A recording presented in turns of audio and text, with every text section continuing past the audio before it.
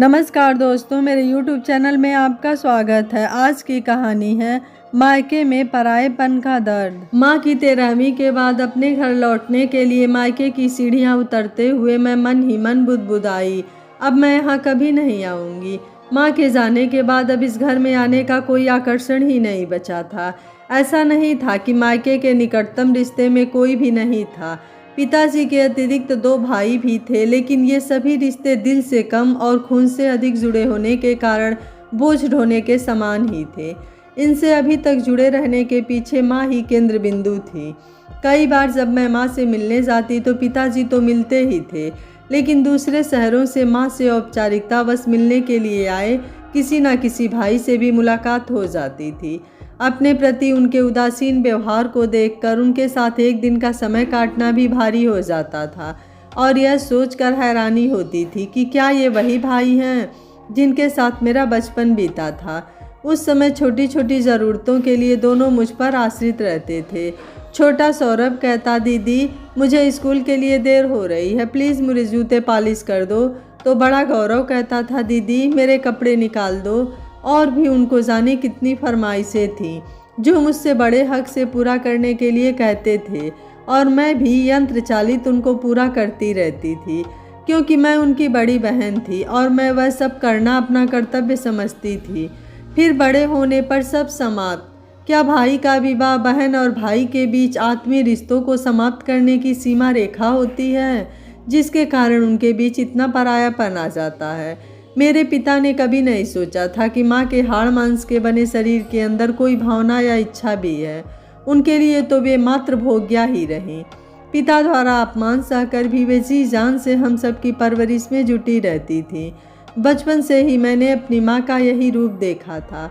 माँ के प्रति पिता का ऐसा व्यवहार देखकर सबसे बड़ी होने के कारण मेरा मन विद्रोह करके हाहाकार करने लगता था, लेकिन असहाय मैं करती भी क्या। दोनों भाई गौरव और सौरभ विवाह के बाद अपनी नौकरी के बहाने दूसरे शहरों में जाकर बस गए थे। मेरा भी विवाह हो गया तो मुझे तो परंपरा अनुसार ससुराल में जाकर रहना ही था। जब जब मैं माँ से मिलने मायके जाती तो भरे मन से 2 दिन रहकर ही वापस लौट आती थी, क्योंकि मैं यह देखकर बहुत दुखी होती थी कि हम सब के ना रहने से पिताजी की माँ के प्रति तानाशाही और भी अधिक बढ़ गई थी। मैं पढ़ी लिखी तो थी ही और नौकरी करने के बाद भी माँ के लिए कुछ नहीं कर पा रही थी। माँ से कहती कि वह मेरे साथ चल कर रहें तो उनका कहना होता कि इस उम्र में पिताजी को अकेले छोड़कर बेटी के घर जाकर रहेगी तो समाज क्या कहेगा। यदि स्त्री पति के आश्रय में है तो ही समाज उसे मान्यता देता है, जैसे पति उनके लिए सामाजिक सुरक्षा कवच हो। उसका अपना तो कोई अस्तित्व ही नहीं है, भले ही उसका पति कामी हो, कुटिल हो, कुकर्मी या बुद्धिहीन हो। उन पर तो जन्म के बाद पुरुषाश्रिता, पुरुष परायणा की घुट्टी पिलाने का असर इतना गहरा था कि मेरे समझाने से भी वे समझना नहीं चाहती थी कि ऐसे समाज की परवाह करने की आवश्यकता ही क्या है। हमारे संविधान ने कानून की आड़ में भले ही अबला को सबला बना दिया है और हम भी नारी स्वतंत्रता और प्रगति का मिथ्या प्रचार करते नहीं थक रहे, लेकिन स्त्री का प्रत्येक रूप माँ, बहन, बेटी, पत्नी, प्रेमिका आज भी उतनी ही विवश और असहाय है। वह चाह कर भी दुर्गा का रूप नहीं ले पाती, क्योंकि हमारे समाज को श्री विष्णु जी के पैरों के पास बैठी लक्ष्मी जी को देखने की आदत पड़ गई है। और यह किसी वर्ग विशेष पर लागू नहीं होता, बल्कि साधारण स्त्रियों से लेकर सेलिब्रिटी तक भुक्तभोगी हैं। बच्चों के पास में न रहने से माँ के जीने का उद्देश्य ही जैसे समाप्त हो गया था, जिसके कारण धीरे धीरे वे अकेलेपन का शिकार होकर अवसाद में चली गईं और बीमारी की अवस्था में पति सेवा के लिए अक्षम होने के कारण पिता भी उन्हें बोझ समझकर व्यंग बाणों से आहत करने में नहीं चूकते थे, जिसके कारण उनकी जिजीविषा लगभग लुप्त हो गई थी, जिसकी परिणति उनके असमय मृत्यु के रूप में हुई। माँ की मृत्यु हो जाने के बाद ही मुझे खबर की गई थी। वहाँ पहुँचकर मैंने देखा कि मेरे दोनों भाई अपने परिवार समेत वहाँ पहुँच चुके थे और भी बहुत सारे रिश्तेदार सूचना मिलते ही आ गए थे। छोटी भाभी प्रतिदिन पहनने में किसी भी साड़ी का दोहराव ना हो, इसका पूरा ध्यान रखकर अपने दिखावे की मानसिकता को तुष्ट करने में लगी रहती थी। बड़ी भाभी की खोजी नज़र माँ के गहनों पर टिकी थी। दोनों भाभियों की समय के प्रतिकूल आपसी वार्तालाप का विषय गहना कपड़ा ही रहता था। उनकी मौके के प्रति निर्लिप्तता मुझे हैरत में डाल रही थी। जैसे कि उन्होंने तो अमृत पान किया हो और उनको तो इस दुनिया से कभी जाना ही नहीं है। पंडित जी प्रतिदिन मृत्यु के बाद के सारे कर्मकांड विधि पूर्वक आयोजित कर रहे थे, जिसमें दोनों भाई और पिताजी समर्पित भाव से सहयोग कर रहे थे। मुझे यह सब बड़ा हास्यास्पद लग रहा था। मैं सोच रही थी कि काश यही समर्पण की भावना माँ के प्रति उनके जीते जी होती। हमारा समाज किसी को भी किसी जीवित प्राणी के प्रति इतनी प्रतिबद्धता के लिए बाध्य नहीं करता जितना कि मृत्यु के बाद, क्योंकि समाज को उनके इस लोक से अधिक परलोक की चिंता होती है। पंडित लोग भी मौके का लाभ उठाकर आत्मा को शांति ना मिलने का भय दिखाकर खूब लूटते हैं। आत्मा का निवास जब तक जीवित शरीर के अंदर होता है उसकी शांति के लिए कोई नहीं सोचता, लेकिन जैसे ही वह शरीर के बाहर निकल जाती है उसकी शांति के लिए सारे कर्मकांड किए जाते हैं। यह सब आडंबर देखकर मेरा मन कसैला सा हो गया। कई बार मैंने महसूस किया कि दोनों भाई और भाभी आपस में खुसुर फुसुर कर रहे थे और मुझे आता देखकर चुप हो जाते थे। वे क्या बातें करते थे यह रहस्य एक दिन खुल गया। जब कमरे में घुसते हुए अपना नाम सौरभ को लेते हुए सुनकर मैं दरवाजे की ओट में उनकी बातें सुनने के लिए खड़ी हो गई। वह कह रहा था, माँ तो चली गई, एक वही थी जो सुबह दीदी को उनका हिस्सा दिलाने की जिद करती।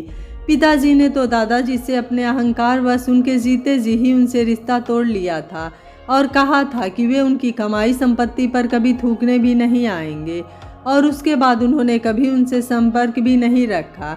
उनको तो उस 1 करोड़ की संपत्ति से कोई मतलब नहीं है, इसलिए हम दोनों भाई सुबह दीदी के और पिताजी के झूठे साइन करके उसको बेच देते हैं और आधा आधा बांट लेते हैं।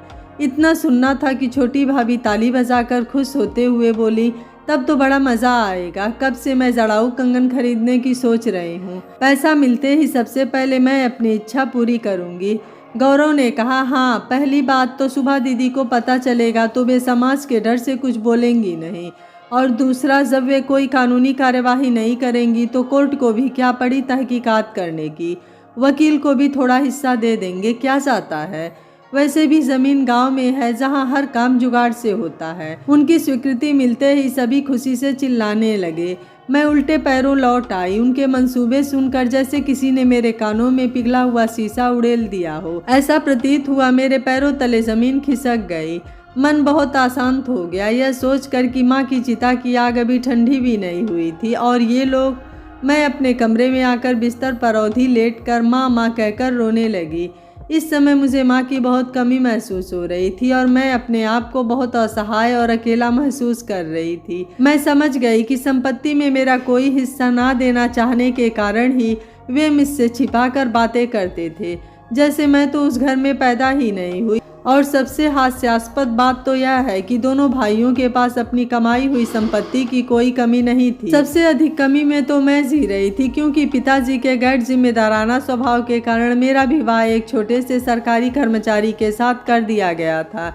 मुझे याद आया कि माँ अक्सर कहा करती थी, गौरव और सौरभ के पास तो अपने मकान हैं और वैसे भी किसी चीज़ की कमी नहीं है। दादाजी की संपत्ति बिकेगी तो तुझे भी हिस्सा मिलेगा, तब तुझे थोड़ा आराम मिलेगा।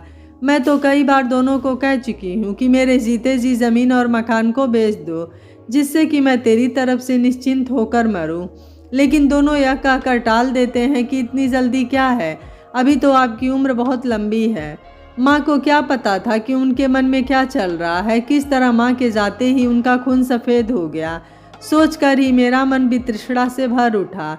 मन चित्कार कर उठा कि माँ की आत्मा की शांति के लिए इतना कुछ आडंबर रचा जा रहा है, जबकि उनकी आत्मा भाइयों के इस निर्णय से कितनी तड़पेगी, इस बात की किसी को भी परवाह नहीं थी। लौटते समय बस में बैठते ही भाइयों का रात का आपसी वार्तालाप मेरे कानों में गूंजने लगा और ढेरों सवाल मेरे जहन में आने लगे और मैं दुखी मन से बुदबुदाई, रख लो सारा धन दौलत अपने पास, मुझे कुछ भी नहीं चाहिए।